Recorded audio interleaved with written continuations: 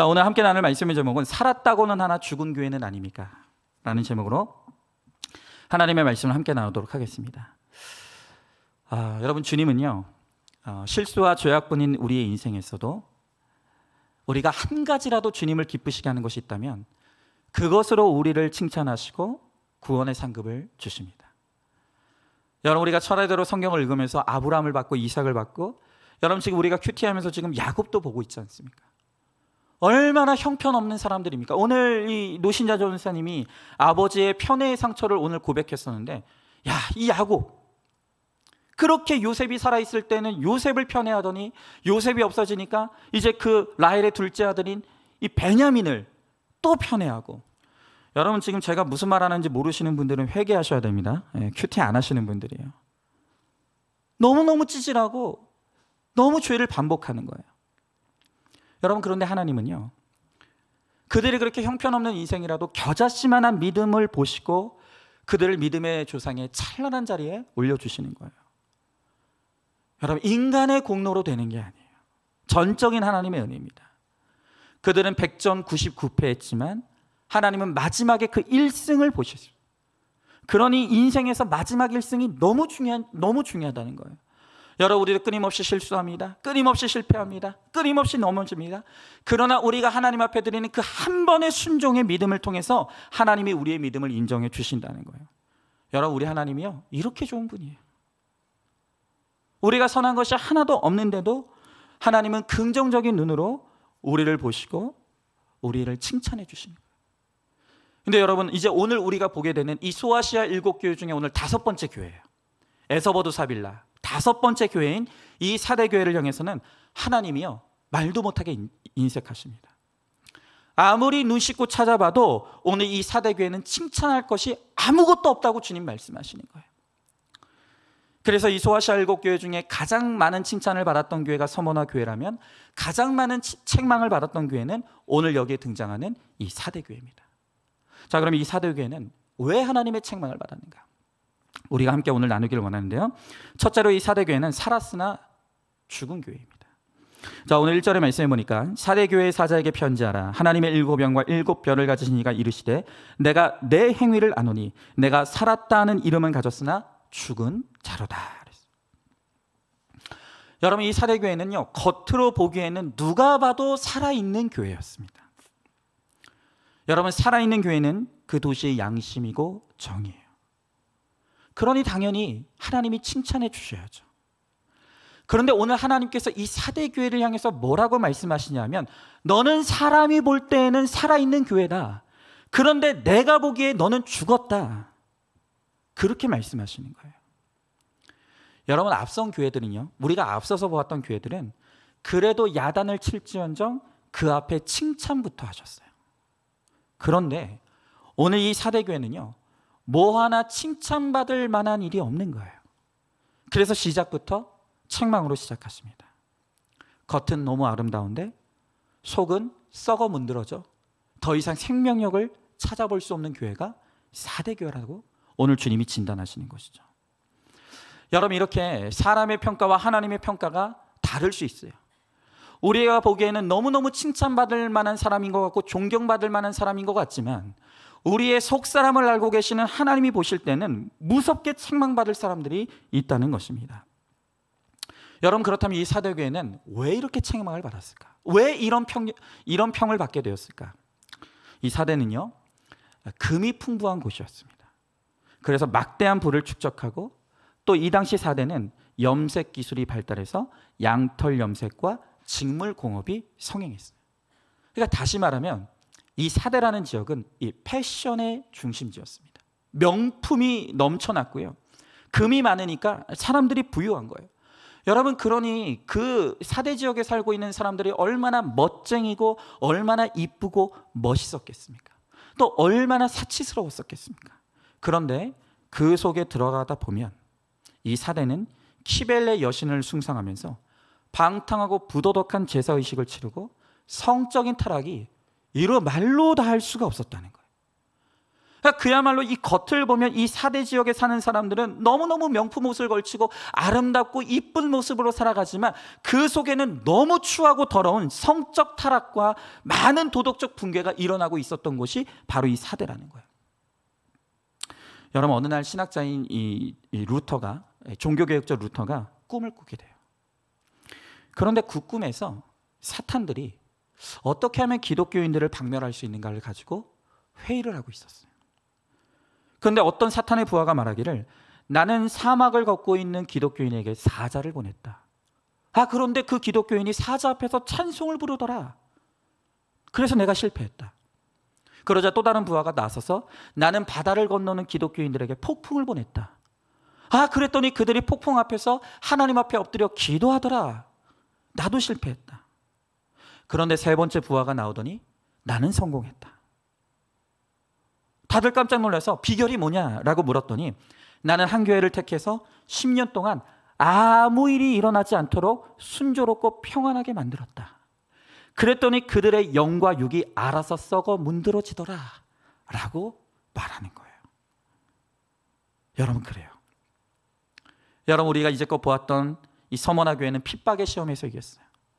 또 에베소 교회는 책망이 있었지만 그래도 이단의 시험에서 이겼다는 칭찬을 받았어요. 그런데 이 사대 교회는 안일함과 평안의 시험에서 패배했다는 거예요. 여러분, 평안이 시험이라고 생각하는 사람이 누가 있겠습니까? 우리는 모두가 하나님 앞에 기도할 때 하나님 평안하게 해주세요, 잘 되게 해주세요 기도합니다. 그리고 그것이 우리가 축복이라고 생각합니다. 그런데 여러분, 하나님께서는 우리들에게 뭐라고 말씀하시냐면, 그 아무 일도 없는 평안함이 사실은 우리의 신앙을 무너뜨리는 최고의 시험이 될 수 있다고 주님께서 말씀하시는 거예요. 여러분, 이 사대교회는요, 우상 숭배의 어려움도 없었고요, 동족 유대인의 이 조롱도 없었어요. 그리고 이단의 회방도 없었습니다. 환난과 시험도 핍박도 아무것도 없는 그야말로 평안하고 형통한 교회였어요. 여러분도 이런 거 원하시죠? 모든 것이 내 뜻대로 이루어지는 인생, 내가 바라고 뜻하는 대로 모든 것이 이루어지는 인생, 바로 그것이 내가 바라고 꿈꾸는 축복이라고 생각합니다. 근데 여러분, 이 사대교회 성도들은 너무나 부유하고 너무나 잘 살고 너무나 평안하게 살아가고 있으니까 그들의 입에서 예수님만이 나의 삶의 전부입니다라는 고백이 나오지를 않는 거예요. 예배는 드리는데 절박함이 없어요. 말씀은 듣는데 내 죄가 깨달아지지 않아요. 여러분, 바로 여기서부터 교회의 신앙과 생명력을 잃어버리게 되는 거예요. 여러분, 지금 문제없이 잘 먹고 잘 살고 있습니까? 그러니 벌써 예배 자리에 나오는 게 힘이 들죠. 교회는 가기 싫고 오늘도 저 푸른 바다로, 저 푸른 초장으로 나이스샷, 골프 치고 싶고 좋은 데 가고 싶고. 여러분, 그래서 평안한 환경이 가장 무서운 거예요. 누구라 할 것 없이 내가 건강하고 그 건강한 몸으로 등 따시고 배부르면 그때부터 하나님을 찾지 않는 거예요. 하나님이 귀찮아지는 것이죠. 여러분, 육적인 죄보다 영적인 교만이 훨씬 무섭습니다. 겉으로는 교양이 있어 보이기 때문에 그 교양을 무너뜨리지 않기 위해서 도무지 내 죄를 드러내지를 않는 거예요. 사대교회가 그런 교회였어요.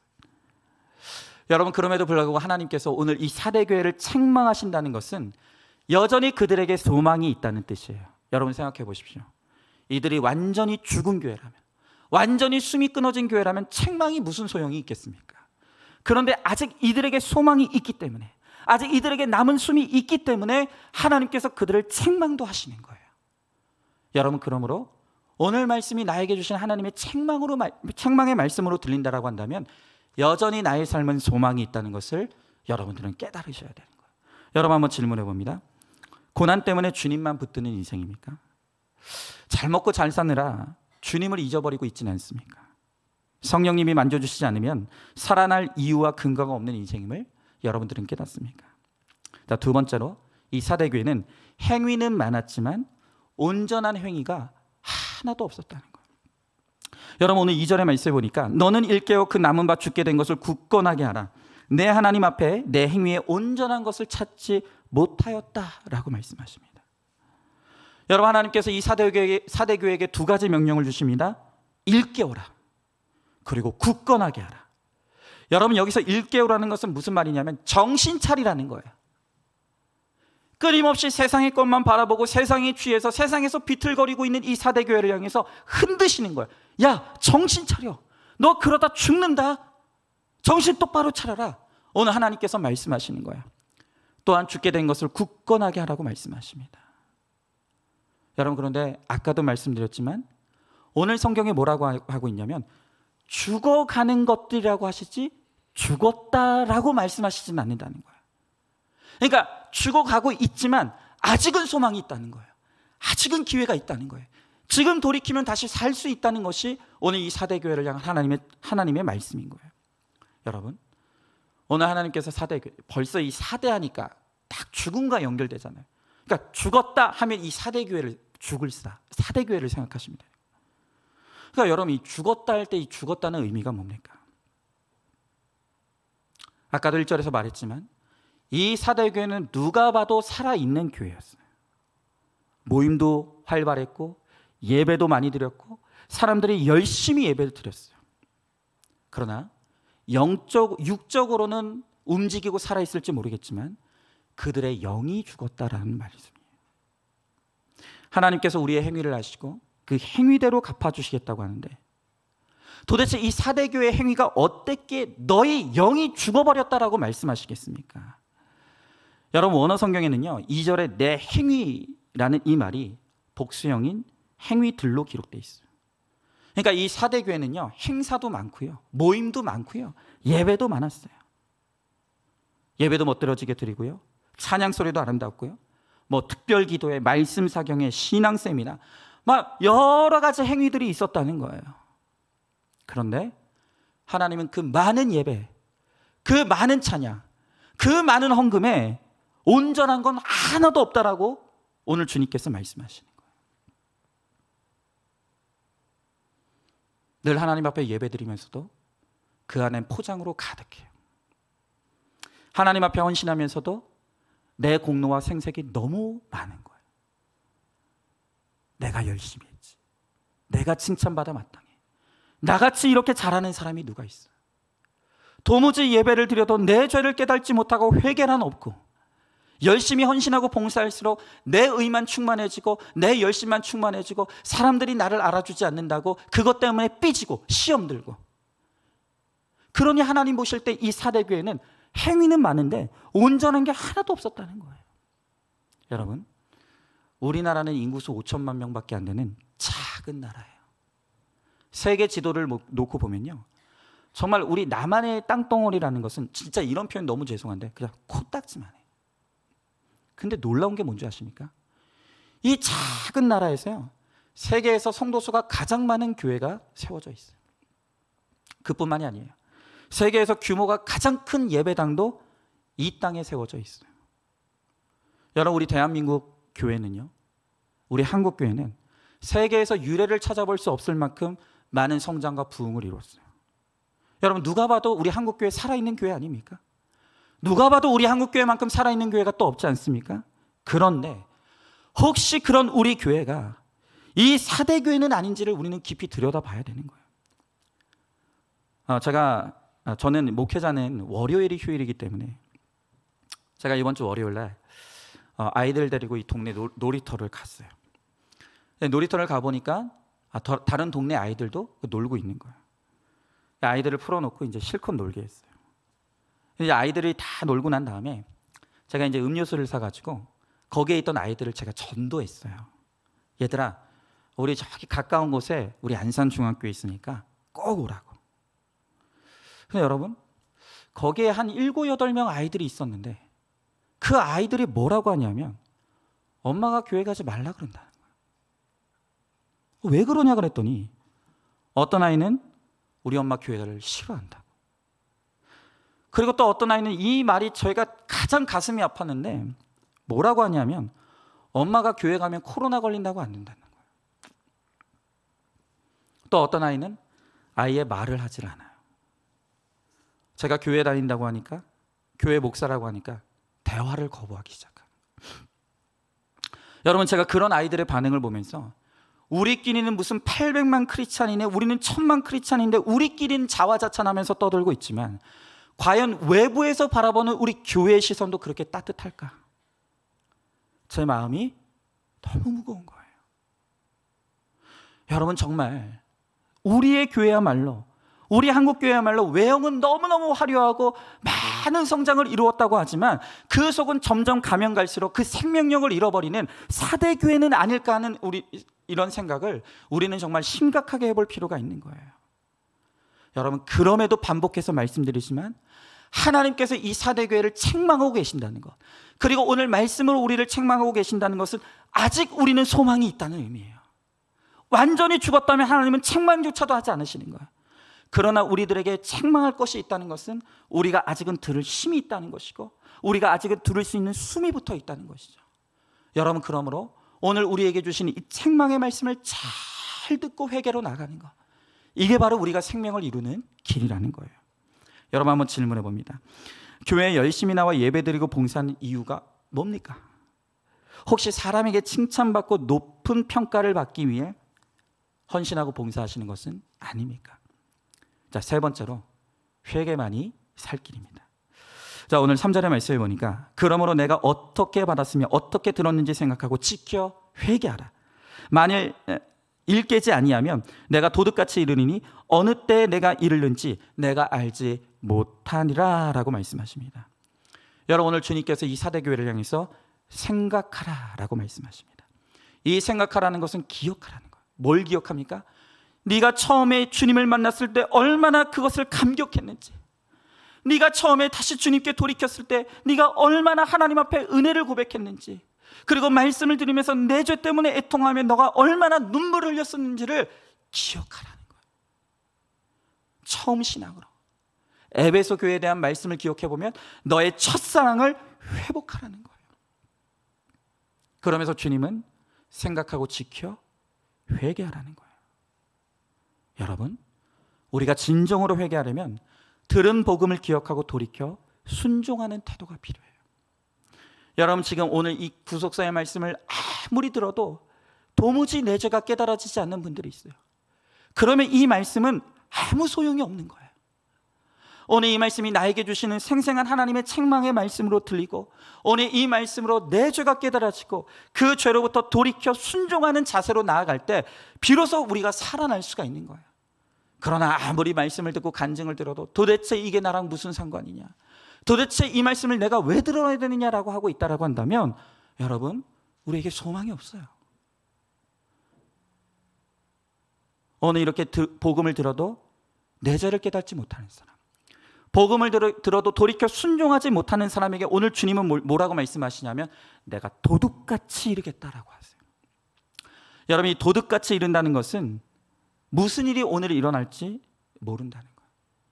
내가 오늘 말씀을 듣고 회개하기를 거절하고 거부하면 하나님께서 오늘 내게 오셔서 심판할지, 오늘 저녁일지 내일일지 우리가 알지 못하지만 하나님께서 도둑같이 나에게 오셔서 나에게 심판의 사건으로 찾아오신다는 거예요. 여러분, 그러나 이렇게 주님이 도둑같이 오시는 이 심판의 사건이 있다 할지라도 평소에 말씀으로 준비되고 회개가 이루어지는 사람은 여러분, 그 하나님의 임재가 은혜고 축복이에요.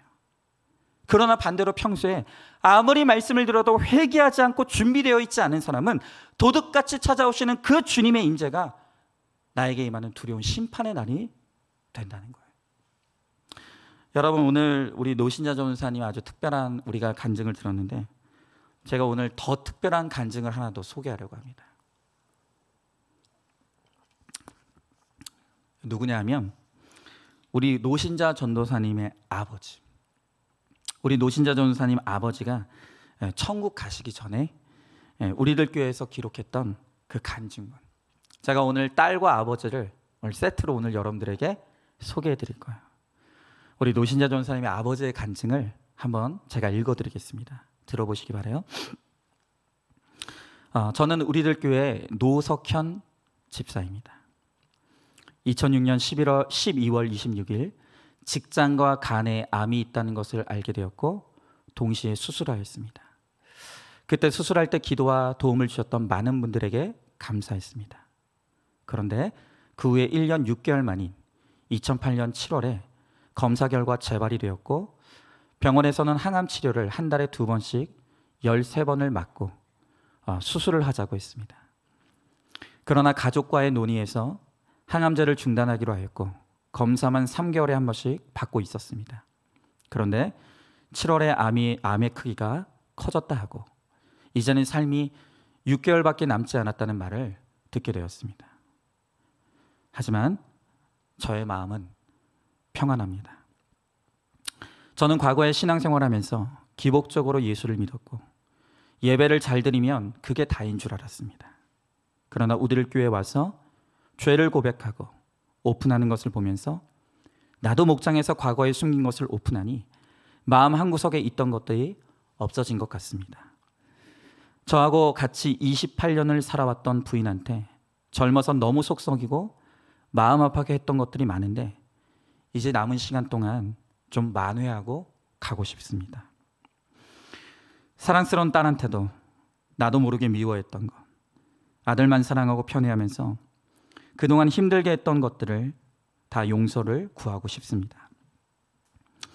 주님은 지금까지도 여러 번 죽음에서도 건져주시고 제가 깨닫기를 기다렸지만 아직도 되었다함이 없습니다. 주일날 주차 봉사를 할 때도 때로는 혈기가 날 때가 있습니다. 아직도 내가 낮아지지 못하고 죽어지지 못했구나라는 것을 깨닫습니다. 남은 삶이 얼마 남지 않았습니다. 그 남은 삶 동안 부인과 딸을 잘 섬기게 되길 바랍니다. 말기암 환자지만 긍정적으로 마음을 먹으면서 남은 삶을 구원을 위해 가면서 아름다운 작별을 할 수 있게 되기를 간절히 소망합니다. 그랬어요. 여러분, 이 간증문은 우리 노신재 전사님의 아버지 노석현 집사님이 소천하시기 6개월 전에 기록했던 간증문이에요. 우리 노 전사님의 아버지가 암으로 6개월 선고를 받으셨지만 말씀과 공동체에 꽉 묶여 있었기 때문에 그 사건 속에서도 뇌죄를 보며 구원을 소망하시는 거예요. 여러분, 만약 우리 노 전사님 아버지에게도 말씀의 공동체가 없었다면 왜 내가 예수 이렇게 열심히 믿었는데, 내가 이렇게 열심히 예배를 드렸는데 왜 나에게 이런 일이 찾아오느냐며 아마 도둑같이 임하는 이 하나님의 심판의 사건이 재앙처럼만 여겨졌을 거예요. 그러나 평소에 공동체에 잘 붙어 있고 말씀으로 준비가 잘 돼 있으니까 오늘 도둑같이 임한 이 심판의 사건이 구원의 사건으로 변화되는 것이죠. 여러분, 제가 이번 주에 이 설교 말씀을 준비하면서 아버지의 간증문과 딸의 간증문을 같이 보며 묵상을 했어요. 얼마나 마음에 감동이 되고 은혜가 되던지. 아버지가 살아생전 내 사랑하는 가족들에게 이렇게 대단한 재산은 물려주지 못했지만 평생 내 자식이 읽을 수 있는 그 아름다운 신앙의 고백을 남기고 떠나고, 그 딸은 그 아버지의 신앙의 유산을 물려받아서 또 이렇게 공동체 앞에서 내 죄를 고백하며 가는 이 구원의 길을 잘 걸어가고. 여러분, 바로 이게 살아있는 공동체의 모습인 거예요. 이게 살아있는 공동체의 모습인 거예요. 아무리 내가 열심히 예배를 드리고 내가 아무리 열심히 봉사하고 헌신한다 하더라도 우리가 내 자녀에게 물려줄 그 한 줄의 아름다운 신앙의 고백이 없다라고 한다면, 그리고 내 자녀들이 나를 따라 구원의 길로 오지 못한다라고 한다면 여러분, 도대체 우리의 신앙이 무슨 의미가 있겠냐는 거예요. 여러분, 제가 우리 노 전사님에 대한 기대가 많아요. 이 아버지가 이렇게 마지막까지 말씀 붙들고 구원을 외치다 돌아가셨다면 이 아버지가 저 천국에서도 우리 노 전사님 보면서 정말 기뻐 웃고 계시겠구나. 하나님께서 우리 노 전사님 아버지가 이 딸을 위해서 오늘도 정말 기도하고 있겠구나. 정말 천국에서 아버지의 기도를 받고 살아가는 우리 노 전사님, 하나님께서 어떻게 사용하실지 너무너무 기대가 되는 거예요. 여러분, 오늘 우리가 이런 공동체를 사모했으면 좋겠어요. 나는 우리 목장에서 내 죄를 고백하고 회개하고, 우리의 자녀들은 또 자녀들의 목장에서 내 죄를 보고 회개하고, 함께 믿음의 이 고백을 이루는 이런 아름다운 공동체, 아름다운 가정을 꿈꾸는 정말 우리 모두가 되기를 간절히 소망합니다. 한번 질문해 봅니다. 여러분은 어려운 일이 찾아왔을 때 왜 하필 나에게 이런 일이 온 걸까 하고 원망하면서 그저 환경만 바꿔달라고 하나님께 부르짖고 있지는 않습니까? 그럴 때 문제를 해결하는 방법은 내 죄를 정확히 보고 회개하는 것임을 여러분들은 깨닫고 있습니까? 이제 마지막 네 번째로, 그런데 이 사대 교회도 합당한 자들이 남아있다고 말씀하십니다. 자, 오늘 4절의 말씀에 보니까 그러나 사대에 그 옷을 더럽히지 아니한 자 몇 명이 내게 있어 흰 옷을 입고 나와 함께 다니리니 그들은 합당한 자인 영고라 그랬습니다. 여러분, 우리가 앞서 보았던 두아디라 교회, 버가모 교회, 에베소 교회는 몇 사람이 전체를 더럽게 만들었어요. 그런데 오늘 이 사대 교회를 보니까 이 사대 교회는 전체가 더러운데 그 가운데서도 흰 옷을 입고 더럽히지 않은 몇 명이 남아있다라고 주님께서 말씀하시는 거예요. 여러분, 이게 얼마나 어려운 일입니까? 제가 지난번에도 말씀드렸던 것처럼 다 술 마셔요. 예수 믿는 사람들도 다 술 마시더라. 오히려 교회 다니는 사람들이 더 술 안 마시는 같은 그리스도인을 보면서 너 때문에 분위기 망친다고, 술잔이라도 앞에 두라고, 모두가 다 그렇게 말을 해요. 그런데 그 가운데서 나 혼자, 그건 아니야. 그건 하나님이 기뻐하시지 않으셔. 여러분, 이러면 그래, 너 혼자 잘났다, 몰매맞기 실상인 거야. 왕따 당하기 십상인 거예요. 여러분, 그러니 모두가 더러운 환경에서 나 혼자 흰 옷을 입고 더럽히지 않는다는 건 얼마나 힘든 일이겠습니까? 그러니까 이 사대교회 몇 명 남지 않은 그 흰 옷을 입은 자들은 너무너무 외롭고 힘들었을 거예요. 그런데 그들을 향해서 오늘 하나님께서 뭐라고 말씀하십니까? 오늘 5절 6절에 보니까 이기는 자는 이와 같이 흰 옷을 입을 것이요 내가 그 이름을 생명책에서 결코 지우지 아니하고 그 이름을 내 아버지 앞과 그의 천사들 앞에서 시인하리라. 귀 있는 자는 성령이 교회들에게 하시는 말씀을 들을지어다. 여러분, 이렇게 모두가 더러워져 있는 그 환경 속에서도 여전히 신앙을 지키고 흰옷을 입고 하나님 앞에 순결함을 드리는 오늘 이 성도들 향해서 세 가지를 보상하시겠다고 말씀하시는 거예요. 첫 번째로 흰옷을 입혀주신다. 흰옷은 순결함을 뜻하죠. 하나님의 나라로 초청해 주시겠다. 또한 둘째로 그 이름을 생명책에 기록해 주시겠다. 내가 너의 이름을 안다는 거예요. 네가 얼마나 힘겨운 가운데서도 너의 신앙을 지켰는지, 네가 나의 이름을 위해서 어떻게 핍박을 받았는지를 내가 안다고 주님 말씀하시는 거예요. 그리고 마지막 세 번째로 그리스도께서 이기는 자의 이름을 하나님과 그의 천사들 앞에서 시인하시겠다. 무슨 말입니까? 하나님이 고맙다고 해주십니다. 정말 고맙다. 네가 나를 위해서 이렇게 핍박받아줘서 고맙고, 나를 위해서 이렇게 인내해줘서 고맙고, 나를 위해서 이렇게 수고해줘서 고맙다. 하나님께서 하나님을 위해 드렸던 우리의 헌신과 수고와 인내를 하나님이 인정해 주시고 칭찬해 주시겠다는 거예요. 여러분, 우리의 삶을 돌아보면, 우리의 삶의 환경을 돌아보면 꼭 이 사대교회 같은 환경 가운데 있는 우리 성도님들이 있어요. 아무도 예수 믿지 않아요. 아무도 온전하게 예수를 바라보지 않아요. 그런데 그 가운데서도 오로지 예수 그리스도로 옷 입고 예수님 때문에 인내하고 예수님 때문에 참고 오늘도 예수님 때문에 오늘 영적 순결함을 지키며 몸부림치며 살아가고 있는 우리 성도들이 있다는 거예요.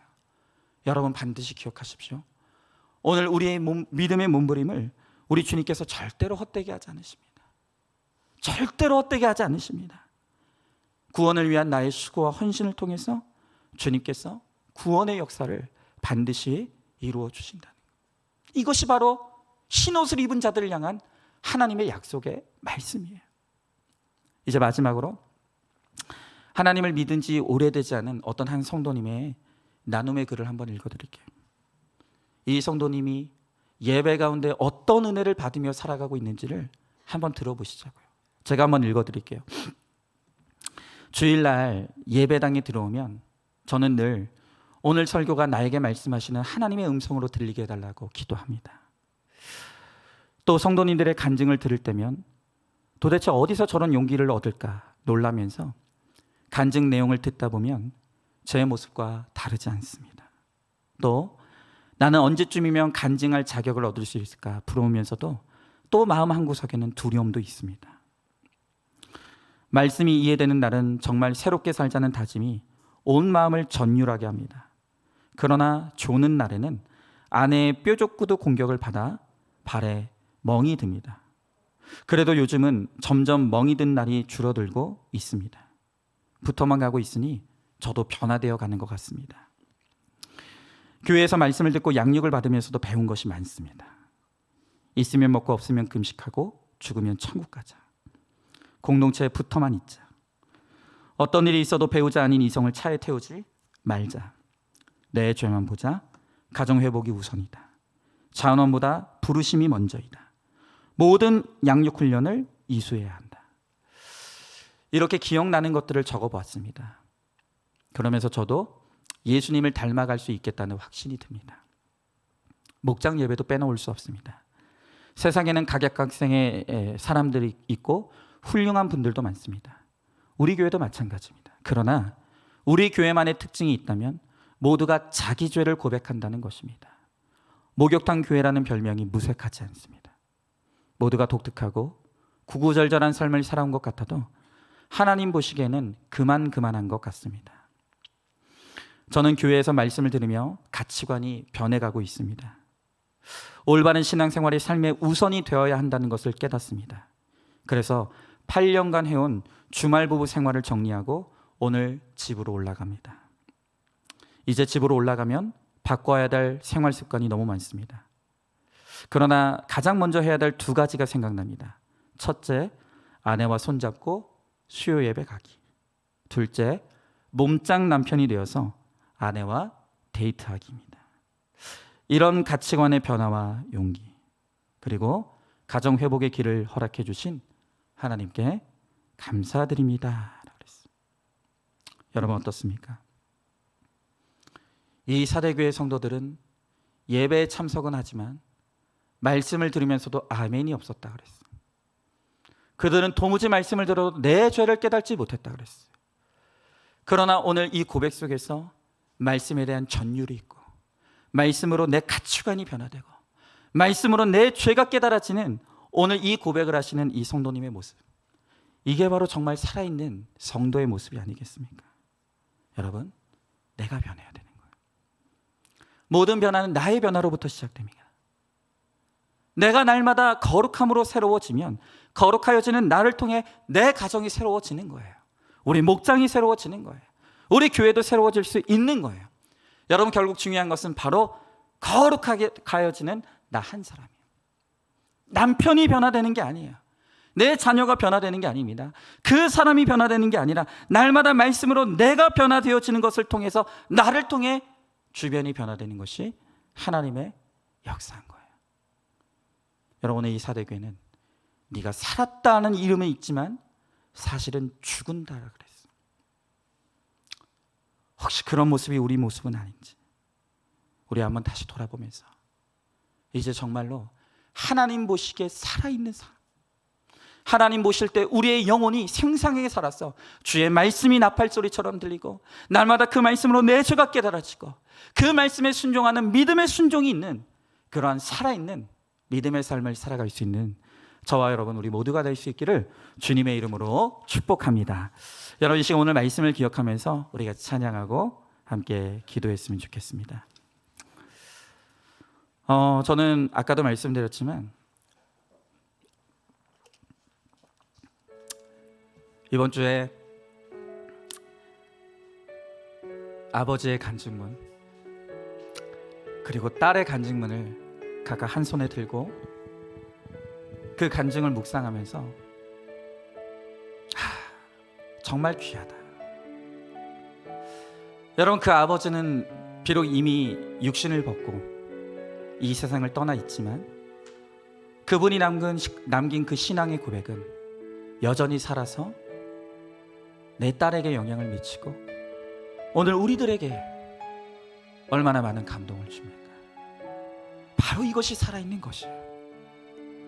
여러분, 내가 아무리 육신으로 살아있든 한들 내가 육신으로 할 수 있는 것이 죄 짓는 것밖에 없고 내가 육신으로 남길 것이 아무것도 없는 인생이라고 한다면 여러분, 정말 그건 껍데기뿐인 인생인 거예요.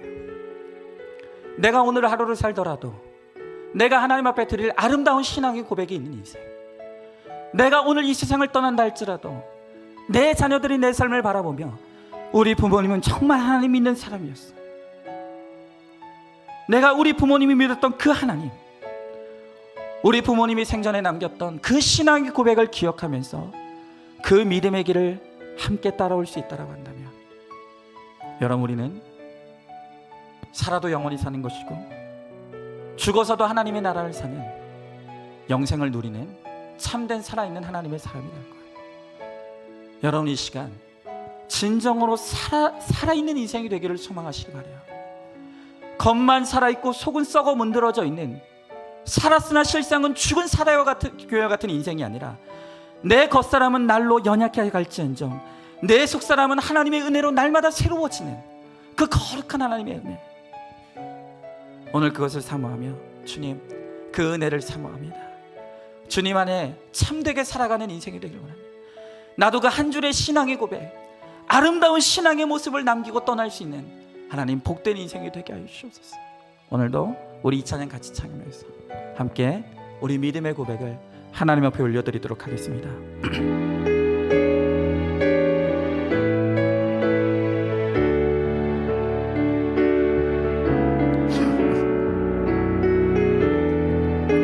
이 시간 하나님 앞에 고백합니다. 주여, 우린 연약합니다. 주여, 우린 연약합니다.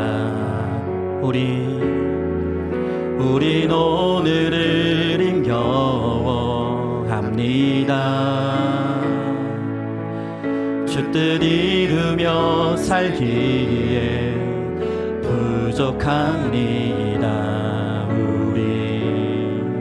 우린 연약한, 우리 이 시간 솔직하게 고백합니다. 주님, 주여, 우린 넘어집니다. 오늘 하루 또 실수합니다. 오늘 하루 또 실수합니다. 주의 긍휼을 구하는 죄인입니다.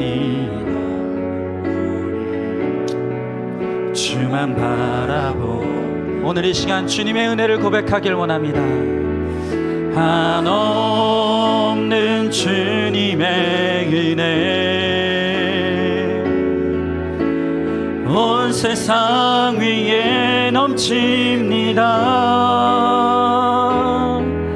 가릴 수 없는 주 영광 온 땅 위에 충만합니다. 주님만이 길이 오니 우린 그 길 따라갑니다. 아멘. 그날에 우릴 이루신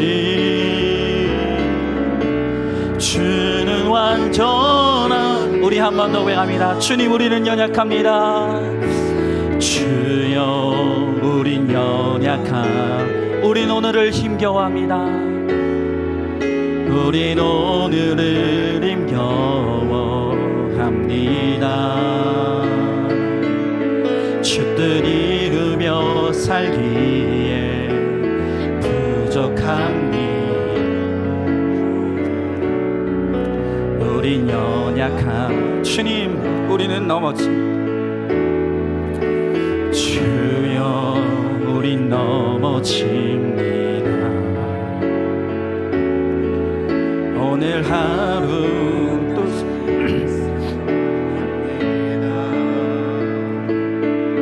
주의 긍휼을 구하는 죄인이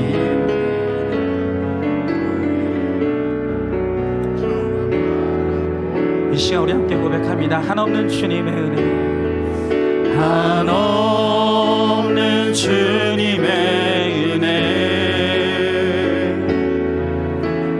온 세상 위에 넘칩니다.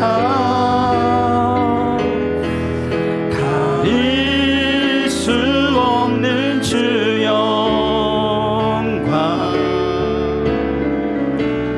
온 땅 위에 충만합니다.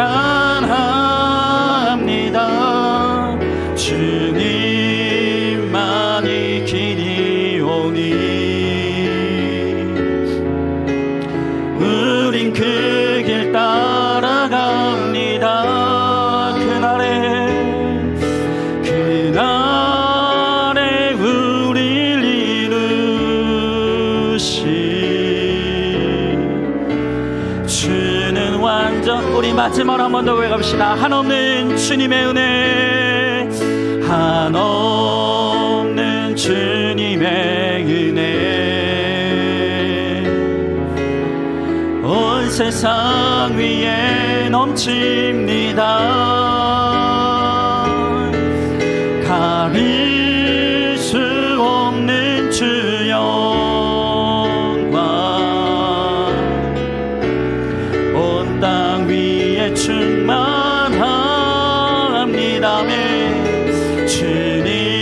주님만이 길이 오니 우린 그 길 따라갑니다.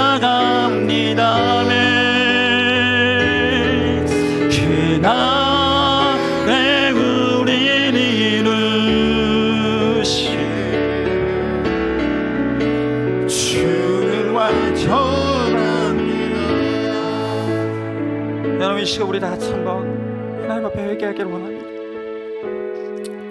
이 사대교회를 향해서 네가 살았다는 이름은 있지만 사실은 죽은 자라고 말씀하시는 이 하나님의 음성이 저를 향한 하나님의 책망의 말씀으로 들립니다. 정말 이 앞에서 고상한 척하면서 설교도 하고 마치 우리 성도님보다 더 내가 도덕적인 사람인 것처럼 포장하고 있지만 하나님이 제 속에 얼마나 가증한 것들이 많고 더러운 것들이 많고 얼마나 악한 것들이 많은지를 다 알고 계신다고 말씀하시고 정말로 하나님 앞에 할 말이 없는 죄인인 것을 이 시간 정말 하나님 앞에 회개합니다. 오직 하나님의 은혜와 긍휼만 구할 것.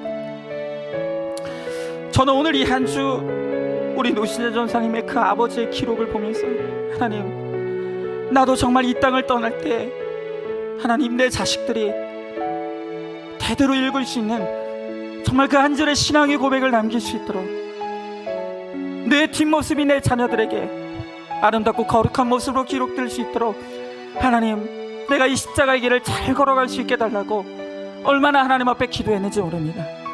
여러분, 오늘 이 시간 우리 한번 기도할 때 하나님, 내 속에 선한 것이 아무것도 없습니다. 하나님이 믿으며 간다고 하지만 하나님 여전히 내 안에 너무 많은 탐욕이 있고 너무나 많은 음란이 있고 너무나 많은 악과 죄가 있음을 이 시간 회개합니다. 주여 하나님, 우리를 불쌍히 여겨주십시고 우리를 통해 하나님이 이루실 하나님의 온전한 역사를 기대합니다. 주님의 은혜 안에 말고는 우리는 기대할 것이 아무것도 없습니다. 주님, 선한 것이 아무것도 없는 우리를 불쌍히 여겨주십시고 주의 은혜를 우리를 온전케 하여 주옵소서. 그래서 하나님의 은혜로 우리도 정말 살아있는 인생이 되게 하여 주십시고 내 살아생전에 정말로 내 자녀들에게 남길 수 있는 믿음의 유산이 있는 인생이 될 수 있도록 주여 우리 가운데 함께 하여 주시옵소서. 오늘 시간 우리 간절히 소망하는 마음으로 말씀을 기억하며 우리 함께 기도하며 나가겠습니다. 기도하겠습니다. 사랑 은혜가 충만하신 하나님 아버지, 주님에게 한 사랑과 은혜를 감사드립니다. 오늘 이 사대교회를 향해서 네가 살았다는 이름은 있지만 너가 살아있는 이름은 모양은 있지만 그러나 너는 죽은 자라고 주님 말씀하십니다. 아버지 하나님, 아버지 이 세대교회를 향한 하나님의 책망의 말씀이 나를 향한 하나님의 음성으로 너무나 두렵게 깨달았습니다. 주여 하나님 아버지, 그렇습니다. 내가 살아있다는 모양은 있으나 사실은 죽은 목사입니다. 주여 하나님 아버지, 나를 불쌍히 여겨주셔서 오늘도 하나님 아버지 거룩한 정의 앞에서 설교하고 있지만 사실 하나님 아버지, 주님 앞에 너무 많은 죄를 지으며 살아갑니다.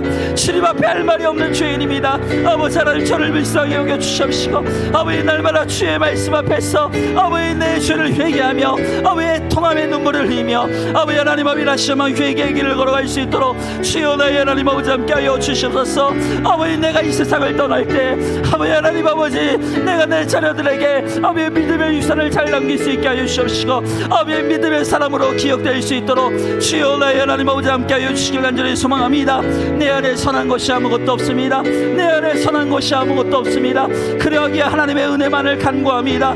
주여 나의 하나님 아버지, 내게 하나님의 은혜를 부어주셔서 그 하나님의 은혜로 내가 온전케 되게 하여 주시옵시고, 날마다 내 죄를 회개하며 거룩의 길을 잘 걸어갈 수 있도록, 십자가의 길을 잘 걸어갈 수 있도록 주여 나의 하나님 아버지 역사하여 주시옵소서.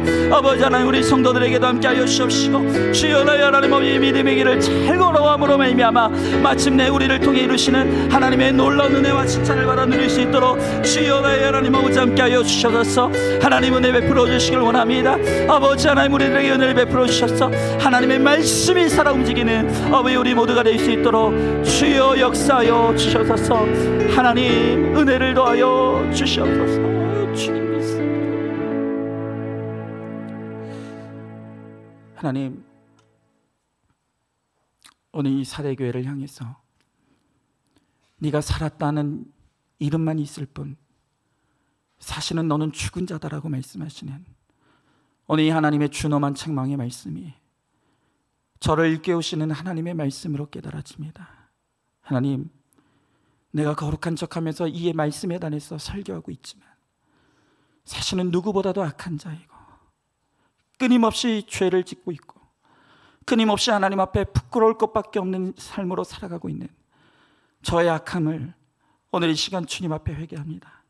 주님, 오로지 제가 할 것은 하나님의 말씀 앞에서 몸부림치며 내 죄를 회개할 것밖에 없사오니 주님, 저를 불쌍히 여겨주시고 저를 긍휼히 여겨주셔서 하나님, 제가 죽은 자가 되지 않도록 내버려 두지 마시고 저를 살려주셔서 하나님, 주님이 부르시는 그 날이 내가 천국으로 들어가는 구원의 날이 될 수 있도록 주님 은혜를 베풀어 주시옵소서.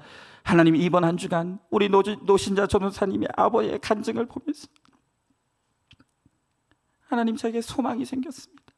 하나님, 내가 떠날 때에도 내 자녀들에게 남겨줄 수 있는 이 아름다운 신앙의 고백이 있게 하여 주시옵소서. 내 자녀들에게도 이 영적 유산을 잘 넘길 수 있게 하나님 앞에 간절히 소망하고 기도했습니다.